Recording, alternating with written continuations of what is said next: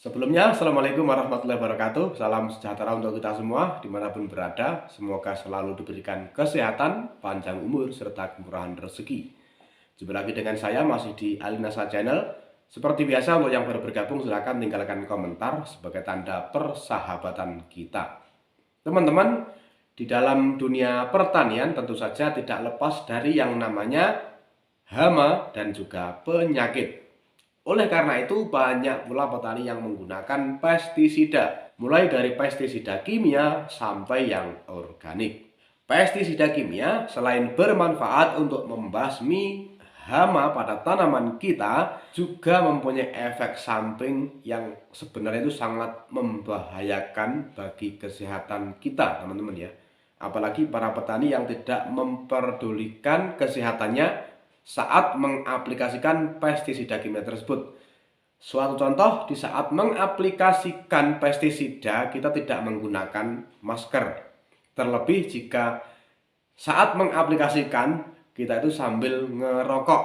Nah, itu sebenarnya akan sangat membahayakan bagi kesehatan kita, teman-teman ya. Terlebih jika tanaman yang kita semprot itu sudah mendekati waktunya panen, secara tidak langsung pestisida yang kita berikan juga akan meresap ke tanaman sehingga buah yang kita hasilkan itu juga mengandung pestisida yang sebelumnya kita gunakan.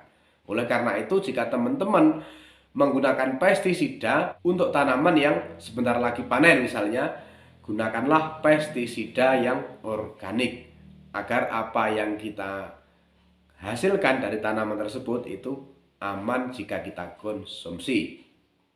Di samping itu, teman-teman, pestisida kimia juga bisa merusak lingkungan budidaya pertanian kita. Mulai dari penurunan kualitas lahan pertanian sampai membuat semakin kebalnya hama yang menyerang pada tanaman kita. Karena biasanya tuh gini, teman-teman ya. Dalam mengaplikasikan pestisida itu dosisnya banyak yang tidak beraturan.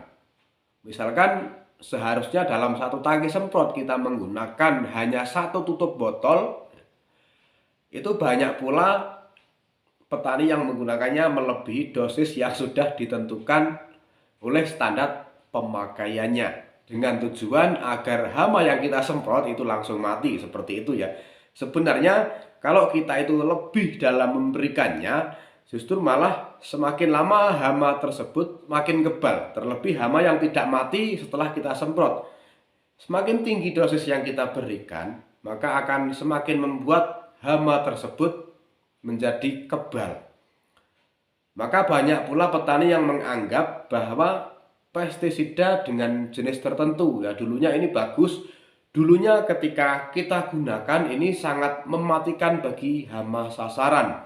Dan sekarang kita menggunakan dengan dosis yang sama, maka hama yang kita semprot itu tetap saja hidup dan mengganggu tanaman kita. Sebenarnya bukan pestisidanya yang kualitasnya menurun, teman-teman ya. Jadi hamanya yang semakin kebal karena kita dalam memberikan pestisida tersebut dosisnya tidak beraturan. Oleh karena itu, pakailah pestisida sesuai dengan dosis yang sudah ditentukan.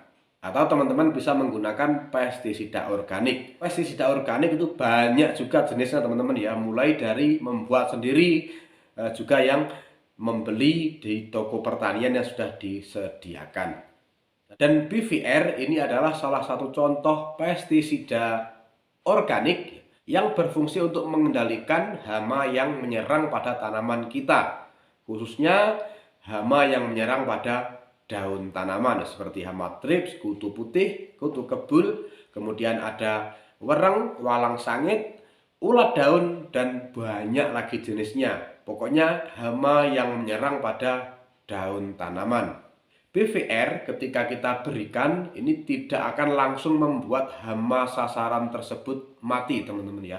Akan tetapi jika hama sasaran tersebut terkena dari cairan BVR, itu akan masuk melalui mulut hama sasaran, kemudian akan merusak organ tubuh hama sasaran tersebut. Dan jika hama yang sudah terkena cairan BVR kemudian bersentuhan dengan hama lain yang sehat, maka hama yang sehat tersebut juga akan tertular oleh adanya BVR tadi, sehingga hama yang sehat tadi akan mengalami hal yang sama dengan hama yang sudah terkena semprotan BVR. Jadi akan terus menular teman-teman ya, karena BVR ini adalah bakteri dan bakteri itu juga makhluk hidup teman-teman ya. Jadi dia akan terus hidup dan berkembang biak di alam selama belum terkena pestisida kimia. Setelah nanti terkena pestisida kimia, ya artinya kita harus memberikan BVR lagi jika kita menginginkan selalu ada yang menghambat daripada perkembangan hama yang menyerang pada tanaman kita. Dalam penggunaan BVR, ada baiknya jika diaplikasikan di sore hari atau disemprotkan di sore hari. Karena hama sasaran, hama daun itu kerap kali menyerang tanaman terutama di malam hari. Kalau kita melihat di siang hari mungkin yang terlihat hanya bekasnya teman-teman ya. Jadi kita tahu-tahu tanaman kita sudah batangnya terpotong, terutama yang masih kecil. Kemudian daunnya robek dimakan oleh ulat daun dan lain sebagainya. Kita tidak begitu melihat hama yang menyerang pada siang hari. Akan tetapi jika kita melihat di malam hari, saya sering kali meneliti, maka banyak sekali hama-hama atau ulat yang menyerang pada tanaman kita. Oleh karena itu kita memberikannya di sore hari.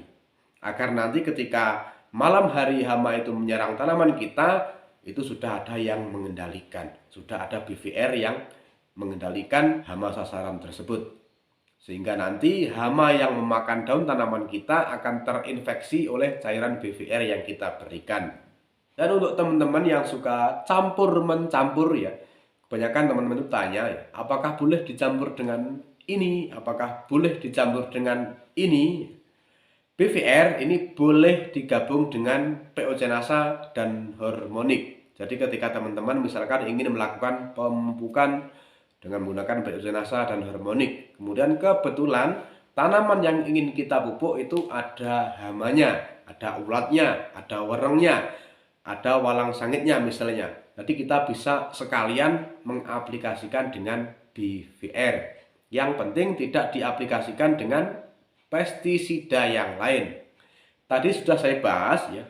Jadi BVR akan terus hidup dan berkembang biak di alam selama belum terkena pestisida kimia. Jadi teman-teman jangan sampai berpikiran untuk campur-mencampur antara BVR dan pestisida yang lain. Jangankan dicampur teman-teman ya, tangki yang kita gunakan saja itu harus steril, harus bersih. Artinya jika kita sebelumnya menggunakan untuk penyemprotan pestisida lain, maka kita harus membersihkannya dulu sebelum akhirnya kita menggunakan BVR, agar BVR ini tidak terjadi penurunan atau bahkan BVR-nya mati teman-teman ya, atau gagal fungsi akibat sisa cairan kimia yang menempel pada tangki semprot yang kita gunakan. BVR ini tidak akan mematikan serangga maupun hewan peliharaan dan juga tidak membahayakan bagi manusia. Walaupun memang di dalam kemasan itu ada prokesnya teman-teman ya. Jadi kita harus menggunakan masker, harus cuci tangan, itu memang sesuai dengan protokol kesehatan. Akan tetapi walaupun mungkin kita tidak menggunakan, sebenarnya BVR itu tidak membahayakan bagi kesehatan manusia. Sedangkan cara aplikasi BVR, maka teman-teman bisa aplikasikan per tangki semprot yang kapasitas ukuran airnya itu 14-17 liter, maka teman-teman bisa memberikannya sebanyak 1 sendok makan.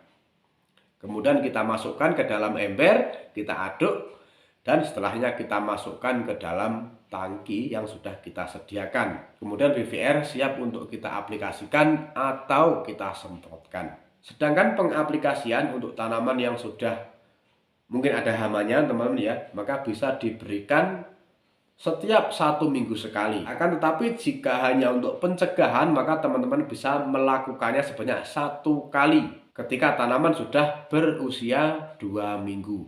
Dan jika seterusnya tidak ada tanda-tanda bahwa tanaman kita itu ada hamanya, maka ya kita tidak usah memberikan BVR lagi. Akan tetapi jika di situ ada hama yang menyerang, ya berarti kita perlu untuk memberikan BVR lagi. Nah, oke teman-teman, mungkin sekian dulu untuk video kali ini. Mudah-mudahan video ini bermanfaat, dan jika video ini bermanfaat silahkan di-share agar juga membawa manfaat untuk orang yang lainnya. Sampai jumpa lagi di video selanjutnya dan Assalamualaikum warahmatullahi wabarakatuh. Semangat pagi dan selamat beragrokompleks.